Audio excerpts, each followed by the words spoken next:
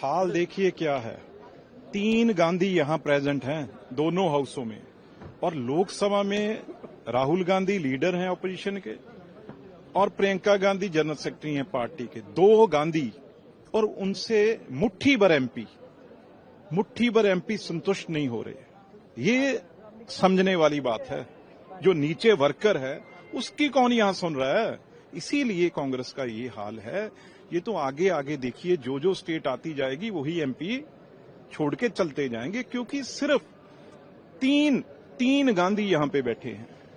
और फिर भी एमपी ये जो यार 4 बार एमएलए रहा, 2 बार एमपी रहा, मुश्किल जब जीतना मुश्किल है तब जीत के वो लोग आए हैं, तो वो छोड़ के चले जाएं, क्योंकि ये सिर्फ परिवार की बात करते हैं। और जो इनकी गुलामी करते हैं, जो इनके बंधुआ मजदूर हैं, उनको ये पार्टी के हेड लगा के वहां पे भेजते हैं। ये थोड़ी है भी जिसको आपने मोहर लगा दी भेज दिया, चाहे गौरव को भेज दिया, कहीं और भेज दिया, कोई उसके साथ कोई चलने में मतलब अगले सोचते हैं यार इस आदमी के साथ हम चलेंगे। तो ये काम भारत मुक्त ना, जो कांग्रेस मुक्त बात करते हैं भारत की, वो आप सामने आपके दिख रहा है। देखिए, प्रद्युत बारदोलाई का कांग्रेस छोड़ना निसंदेह ये एक बहुत ही बड़ा संकेत है कि एक बड़ी टूट के कगार पर कांग्रेस वहां खड़ी है।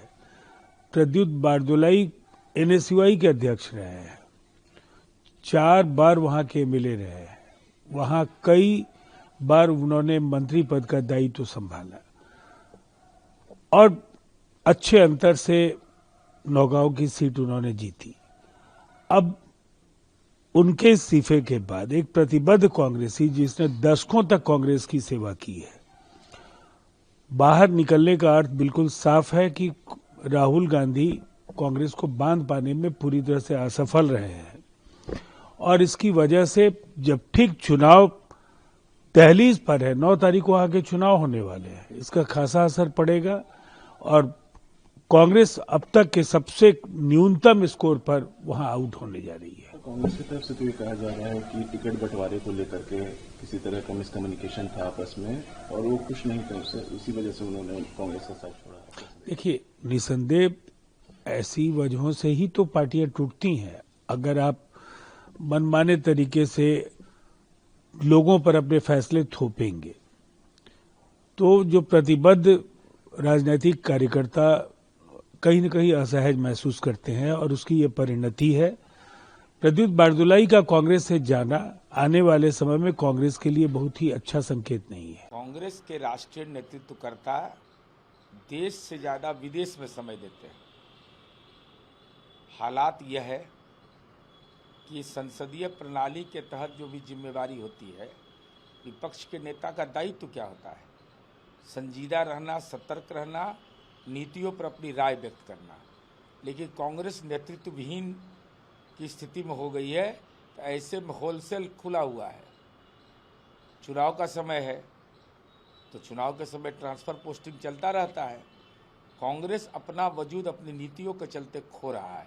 इसीलिए कांग्रेस को छोड़ करके लोग दूसरे राजनीतिक दल में जा रहे हैं। राज्यसभा चुनाव में क्रॉस वोटिंग को लेकर है, कांग्रेस हरियाणा के 5 विधायकों के खिलाफ वो कार्रवाई करने का। वो क्रॉस वोटिंग में आपको अधिकार है अपनी आपत्ति दर्ज करने का, लेकिन सवाल यह है कि एक राज्य का मामला रहे तब ना, तो विभिन्न राज्यों में यह समस्या हो रही है। कांग्रेस नेतृत्व विहीन हो गया। अब बिहार का संदर्भ भी देख लीजिए, चुनाव का 4-5 महीना हो गया, अब तक विधानमंडल का नेता ही नहीं चुना गया है। तब जब विधानमंडल का नेता ही नहीं चुना गया तो व्हिप कौन जारी करेगा?